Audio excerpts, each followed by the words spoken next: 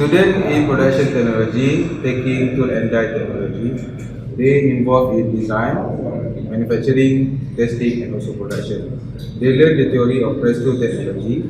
They involve in a lot of studies in the workshop and also in computer lab. They also do analysis to the sheet metal product.